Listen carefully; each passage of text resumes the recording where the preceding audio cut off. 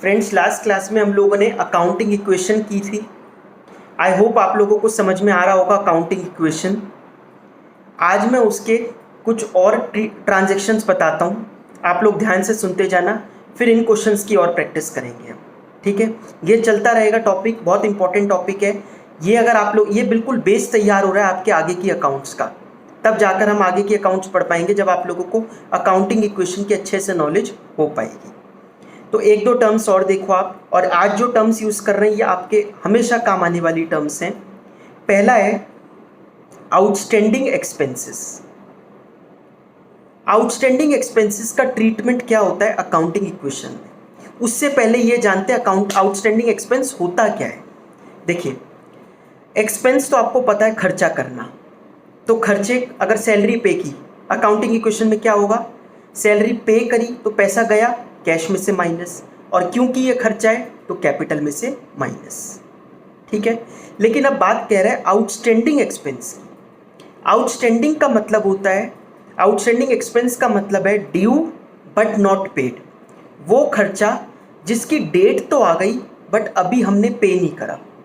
जैसे साल में 12 महीने होते हैं, अगर 2 महीने की सैलरी पे करने रह गई तो वो कहलाएगा आउटस्टैंडिंग सैलरी।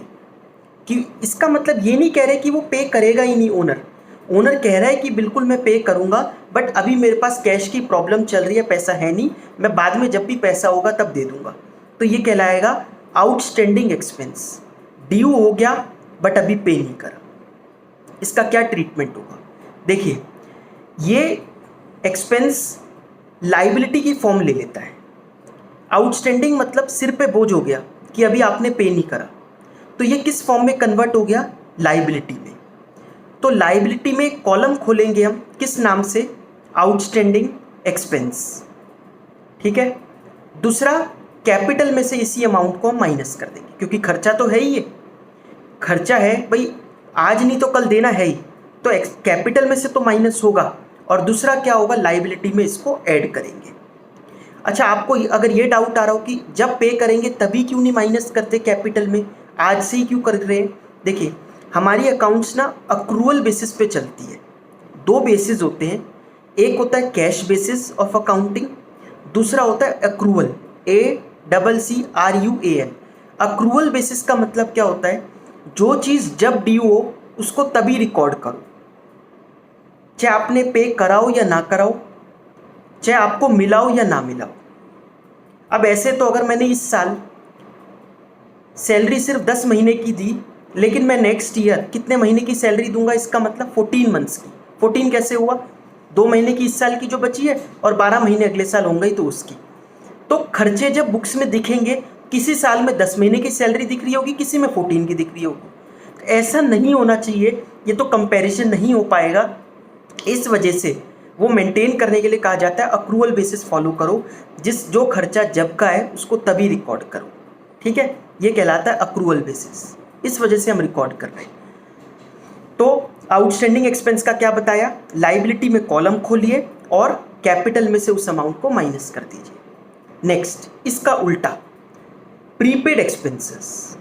इसका उल्टा क्यों, वहाँ तो ड्यू हो गया तब भी पे नहीं किया, यहाँ पर ड्यू नहीं हुआ तब भी पे कर दिया। प्रीपेड, अगले साल का खर्चा अभी से पे कर दिया।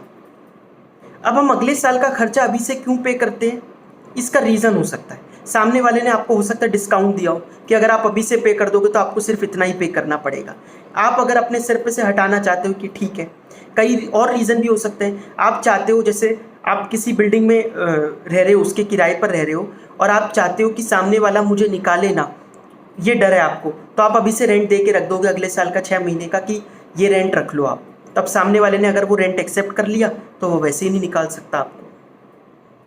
तो प्रीपेड एक्सपेंस का मतलब हो गया जिसकी ड्यू डेट नहीं आई वो भी हमने पे कर दिया। तो उस केस में क्या होगा, अब देखो नाम में ये प्रीपेड, पे कर दिया तो कैश तो गया, तो कैश में से तो क्या कर लेंगे, इसको माइनस। लेकिन प्रीपेड एक्सपेंस असेट कहलाता है। ये क्या बन जाता है, असेट। असेट क्यों बनता है, क्योंकि हम अपने फायदे के लिए इसको पे कर रहे हैं। सामने वाले ने तो मांगा भी नहीं खर्चा, आप, और ये खर्चा था भी नहीं इस साल का, ये हम ज़बरदस्ती पे कर रहे हैं। इसमें हमें कोई अपना ही फायदा दिख रहा है, इस वजह से पे कर रहे हैं, तो ये किस फॉर्म में बन जाएगा, असेट। तो असेट में एक कॉलम खोल लेंगे हम, किस नाम से, प्रीपेड एक्सपेंस, और कैश में से माइनस कर देंगे। समझ में आ गया। नेक्स्ट देखिए, ये तो दोनों थे एक्सपेंस के। अब पढ़ते हैं इनकम, अक्रूड इनकम या फिर आउटस्टैंडिंग इनकम। आउटस्टैंडिंग इनकम को एक और नाम से जाना जाता है अक्रूड इनकम। ये क्या है, इनकम अर्न कर ली बट रिसीव होना बाकी है। अर्न करने का मतलब क्या है, आपने किराए पर बिल्डिंग दे रखी है किसी को, अब जैसे मार्च का मंथ कंप्लीट हो गया, तो मंथ पूरा कंप्लीट हो गया, पैसे आने अभी बाकी है, और सामने वाले ने जब वो बिल्डिंग पूरे महीने यूज़ करी है आपकी, तो वो पैसे ज़रूर देगा, और वो भी कह रहा है कि हाँ मैं दूंगा, तो ये अक्रू हो गया आपका। मतलब अर्न तो कर लिया आपने, बट अभी पैसा मिलना बाकी है। तो हम इनकम लिख सकते हैं। क्यों लिख सकते हैं, अभी से मैंने बताया था अभी थोड़ी देर पहले, अक्रूअल बेसिस, जो एक्सपेंस जो इनकम जब का है उसे तब रिकॉर्ड करो, ना कि जब मिल रहा हो। ठीक है, तो रिकॉर्ड करेंगे, एक तो कैपिटल में इसको ऐड कर लेंगे, और एक तरीके का डेटर नहीं है ये, डेटर क्या होता है कि पैसा आने वाला है, तो अक्रूड इनकम में भी तो क्या है कि पैसा आने वाला है, तो इसको भी क्या करेंगे हम, असेट बनाएंगे। तो असेट में कॉलम खोलेंगे, किस नाम से, अक्रूड इनकम। असेट में कॉलम खुल जाएगा और कैपिटल में ऐड हो जाएगा। समझ में आ गया। फोर्थ पॉइंट देखिए, इसका उल्टा, income received in advance. Income जो इस साल की नहीं थी बट पहले से ही मिल गई। समझ में आ गया। तो इनकम अगर पहले से मिल जाए, अब नाम से ही पता चल रहा है मिल रही है, रिसीव हो रही है, तो कैश में तो ऐड होगा क्योंकि पैसा आ रहा है। दूसरा क्या है, ये लाइबिलिटी बनता है, ये हमारा कोई फ़ायदा नहीं है। फ़ायदा इसलिए नहीं है कि आपके सिर पे बोझ है। जैसे अगर किसी ने आपको, अभी आपने ऑर्डर बनाया भी नहीं है किसी का, एक ऑर्डर मतलब किसी ने आपको इतने कुछ सामान बनाने का ऑर्डर दिया, अभी वो आपने ऑर्डर बनाया नहीं था, क्योंकि बनाया होता तो आप सामने ही दे ही देते उसको, फिर एडवांस क्यों बोलते। तो इनकम वो दे आपको, पैसे तो वो दे गया, लेकिन अभी ऑर्डर हमने भिजवाया नहीं, तो जब तक हम नहीं भिजवाएंगे तब तक के लिए वो हमारे ऊपर एक लाइबिलिटी है पैसा, क्योंकि बाय चांस अगर हम नहीं भिजवा पाए, कोई भी दिक्कत आ गई, तो वो पैसे हमारे को वापस करने पड़ेंगे उसके।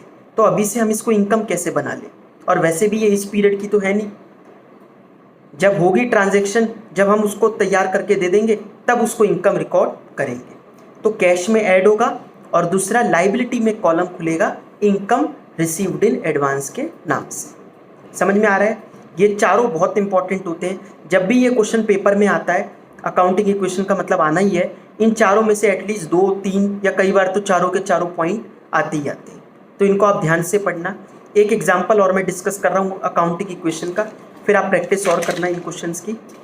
ये वाले क्वेश्चंस भी जो मैं करा रहा हूँ, जो पिछली क्लास में कराया था वो भी करके देखना, और अब जो आज मैं क्वेश्चन करा रहा हूँ उसको भी आप लोग करके ज़रूर देखना। देखिए, अकाउंटिंग इक्वेशन बनी हुई है। सबसे पहले कहता है cash in hand ₹1 lakh, bank ₹30,000, stock ₹20,000। पिछला क्वेश्चन जब किया था उसमें कह रहा था स्टार्टेड बिजनेस विद कैश। यहाँ पर स्टार्टेड बिजनेस ना लिख के कह रहा है कैश हाथ में है इतना, और बैंक में इतने पैसे हैं, और स्टॉक इतने का है। ऐसा क्यों? क्योंकि ऐसा ज़रूरी तो नहीं है हर आदमी बिजनेस स्टार्ट ही कर रहा हो, किसी की दुकान तो पिछले साल से भी चल रही होंगी, तो वो क्या करेंगे, वो पिछले साल जिस पर एंड किया अगले साल उस पर स्टार्टिंग करेंगे। तो जब साल की स्टार्टिंग हो रही है उनकी, तो वो कह रहे हमारे पास 1 लाख रुपए का कैश है, बैंक में पैसा है 30,000 रुपये, और स्टॉक रखा हुआ है 20,000 का। अब बताइए आप, कैश असेट है तो ऐड कर देंगे असेट में, कॉलम खोल लेंगे कैश का, बैंक भी असेट है, बैंक बैलेंस, असेट में कॉलम खोल लेंगे बैंक का, उसमें ऐड कर देंगे 30,000, फिर स्टॉक का कॉलम खोल लेंगे 20,000 रुपये और ऐड कर देंगे। अच्छा, इन तीनों का टोटल, इन्होंने कहीं ये बताया कि इन्होंने बैंक से कुछ, ये किसी से लोन ले रखा है या कोई क्रेडिटर है? कुछ भी नहीं है। इसका मतलब ये सारा पैसा किसका लगा हुआ है? ओनर का। ये हमें मानना पड़ेगा, ये ज़रूरी नहीं है कि वो दे क्वेश्चन में। तो इसका जो टोटल है 1,50,000, ये क्या होगी? कैपिटल। तो कैपिटल में भी हमें ऐड करना पड़ेगा 1,50,000 रुपीज़। समझ में आ गया? तो ये एक और पॉइंट मैंने आपको इंपॉर्टेंट बता दिया। जब भी आपको जब स्टार्ट करेंगे क्वेश्चन, ये स्टार्टिंग में ही आएगा, जब क्वेश्चन स्टार्ट करेंगे और पहले पॉइंट में आपको ये ना बता रखा हो कि बस ये बता रखा हो इतना उनके पास ये रखा है, कैश रखा है, बैंक रखा है और स्टॉक में इतना पैसा रखा है, तो जब ये सब चीज़ें हैं तो किसी का तो पैसा लगा ही होगा, तो हम मान के चलते हैं हमेशा किसका पैसा है, वो ओनर का। सेकेंड पॉइंट देखिए, goods worth ₹10,000 sold at 20% profit. 10,000 रुपये का सामान 20% प्रॉफिट पर बेचा। 10,000 का 20% होता है 2,000 रुपये, मतलब 10,000 की चीज़ हमने 12,000 में बेची। 20% ऑफ 10,000 2,000 हो गया ना, तो 12,000 में अगर हमने बेची तो कैश में कितना ऐड हो जाएगा, 12,000। स्टॉक कितने का गया, 10,000 का, तो स्टॉक में से 10,000 माइनस, प्रॉफिट कितना हो रहा है, 2,000 रुपये, वो कैपिटल में ऐड कर देंगे। आ गया समझ में? तो इसमें देखिए कैश में ऐड कर रखा है 12,000, बैंक में स्टॉक में ऐड कर रखा है, माइनस कर रखा है 10,000, फिर कैपिटल में इनका नेट इफेक्ट 2,000 का प्रॉफिट ऐड कर रखा है। न्यू इक्वेशन बन गई, कैश का हो गया 1,12,000, बैंक बैलेंस है 30,000 का, स्टॉक 10,000 बच गया क्योंकि पहले 20 प्लस में था, फिर माइनस हो गया 10,000, equal to 0 plus 1,52,000। Next, prepaid rent 22,000। Prepaid अभी पीछे बताया मैंने, जल्दी दे दिया खर्चा तो फ़ायदा है, जल्दी दे दिया तो असेट बन गया। अब पे किया तो कैश में से क्या करेंगे, माइनस, और प्रीपेड रेंट असेट होता है, अभी पीछे बताया था प्रीपेड एक्सपेंसेस असेट होते हैं, तो प्रीपेड रेंट का असेट साइड में कॉलम खोल लेंगे प्लस प्रीपेड रेंट। तो कैश में से देखिए माइनस किया 22,000 और प्रीपेड रेंट का कॉलम खोल के उसमें प्लस कर दिया 22,000। न्यू इक्वेशन आ गई 90,000 plus 30,000 plus 10,000 plus 22,000 equal to 0 plus 1,52,000। आ गया समझ में? Fourth point, outstanding salary ₹10,000। Salary due है बट अभी पे नहीं करी। ड्यू है बट पे नहीं करी का मतलब लाइबिलिटी बन गया। लाइबिलिटी में कॉलम खोलिए, देखिए आउटस्टैंडिंग सैलरी के नाम से प्लस करा 10,000 और क्योंकि ये खर्चा है तो कैपिटल में से इसको क्या कर दिया, minus.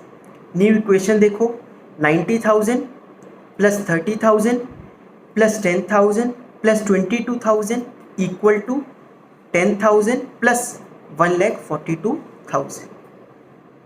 Fifth point, commission received in advance. ये मैंने जानबूझ के ये क्वेश्चन किया जिससे कि वही वाले पॉइंट्स हैं जो अभी मैंने डिस्कस किए, जिससे कि आपको ये टर्म समझ में आए कि इसका ट्रीटमेंट करना कैसे है। इसमें वहाँ तो मैंने आपको थ्योरेटिकली समझा ही दिया था, उसमें ऐड होगा, इसमें माइनस होगा, लेकिन अब आपको यहाँ पर प्रैक्टिकली भी दिख रहा है। कमीशन रिसीव्ड इन एडवांस, जल्दी मिल गई 10,000 रुपये की कमीशन, तो मिल गई तो कैश में ऐड होगी, और जल्दी मिलना लाइबिलिटी होता है, तो लाइबिलिटी में कॉलम खोल लो कमीशन रिसीव्ड इन एडवांस के नाम से। तो देखिए कैश में 10,000 ऐड कर रखे हैं, लाइबिलिटी में कॉलम खोल रखा है और प्लस कर रखे हैं 10,000। ठीक है, न्यू इक्वेशन आ जाएगी 1,00,000 plus 30,000 plus 10,000 plus 22,000 equal to 10,000 plus 10,000 plus 1,42,000। Grand total कर देते हैं, असेट्स का टोटल है 1,62,000 इक्वल टू लाइबिलिटीज है 20,000 प्लस कैपिटल में 1,42,000। मैच हो रहा है, ये समझ में आ गया?